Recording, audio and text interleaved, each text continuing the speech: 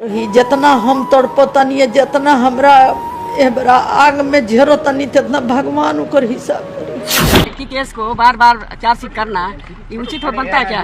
उचित बनता है। जबरदस्ती हो रहा है ना हम लोग के साथ। बीजेपी का सरकार है, भारत सरकार ने जबरदस्ती कर रहा है सबको साथ। जो खिलाफ बोलेगा बीजेपी का सरकार को उसको चार्जशीट हो चाहे केस मुकदमा CBI ED सबके लगाने का काम करेंगे। हेलो दोस्तों, आपने देखा है वीडियो में मनीष कश्यप जो कि एक सच्चा राष्ट्रवादी पत्रकार था को ऊपर ये तेजस्वी यादव ने NS से लगवा दिया।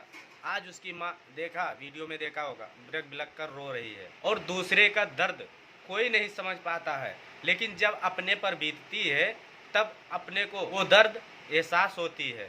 कल रावड़ी देवी बेबस जिस तरह पत्रकारों के सामने नजर आई तो मनीष कश्यप की माँ के आंखों में वो आंसू वाला सीन याद आ गया और लगा कि ये बात बताना आप सबको दोस्तों ज़रूरी है। और एक रावड़ी देवी उप बिहार के मुख्यमंत्री जो रह चुकी है, लेकिन कल एक माँ के अवतार में नजर आई और ठीक उसी तरीके से उनके चेहरे पे मायूसी नजर आई जिस तरीके से मनीष के माँ के चेहरे पे मायूसी नजर आ रही थी।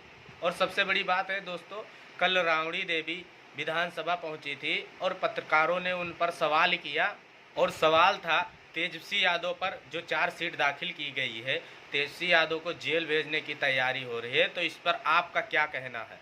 श्रीमती रावड़ी देवी जो बिहार की मुख्यमंत्री रह चुकी हैं, कल एक माँ की तरह नजर आई और कहती हैं कि मेरे बेटे को फंसाने की कोशिश की जा रही है और एक ही केस में चार्जशीट बार बार उनके खिलाफ दाखिल की जा रही है और मेरे बेटे को जेल भेजने की बीजेपी सरकार जो है वो साजिश रच रही है।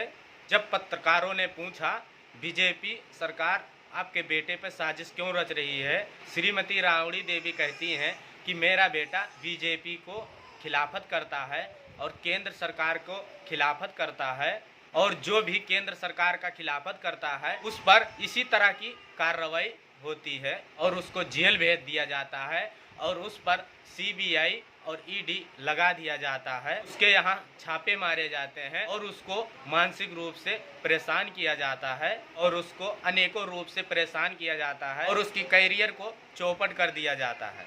और एक सरल तरीके से कहें तो सारा आरोप बीजेपी के सरकार पर लगा दिया। उन्होंने कह दिया एक लाइन में कि बीजेपी के खिलाफ बोलने पर CBI और ED लगा दिया जाता है और वही काम तेजस्वी यादव के मामले में हो रहा है। और इसी बात पर हमें याद आ गया जब मनीष कश्यप से मिलने अनेकों पत्रकार गए थे और मनीष की मां के आंखों में आंसू भरे हुए थे। बिहार की उप माननीय मुख्यमंत्री रावड़ी देवी से मनीष की मां रावड़ी देवी से हाथ जोड़ के निवेदन करती है कि दीदी मेरे बेटे को फंसाया जा रहा है, मनीष कश्यप को फंसाया जा रहा है और उसने सिर्फ सच्चाई दिखाई थी और आप भी एक माता हैं, कृपया अपने बेटे को समझाएं और कृपया जो ये कार्रवाई हो रही है कृपया आप उसमें दखल दीजिए।